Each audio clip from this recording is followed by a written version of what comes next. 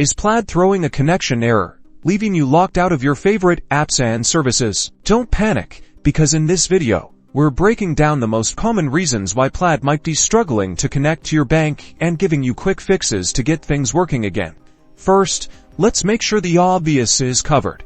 Check your internet connection. A weak or unstable Wi-Fi signal can definitely prevent Plaid from establishing a secure link with your bank. Try switching to a stronger network or restarting your router. Next, double-check your login credentials for your bank. Make sure you're using the correct username and password. You can even try logging into your bank's website or app directly to confirm they work. Sometimes simply updating your password can resolve the issue. Now, let's dive into app permissions. Ensure that the app using Plaid has the necessary permissions to access your bank account information. You can usually find this in your phone settings under the app section. If you're still stuck, try reconnecting your bank account through Plaid within the app. There should be an option to unlink and then relink your bank. This forces Plaid to re-establish the connection. Sometimes, the bank servers might be temporarily down for maintenance. Give it some time and try again later. It's a surprisingly common cause. If none of these steps work, it might be time to contact your bank's customer support or Plaid support team directly. They can provide more specific guidance based on your account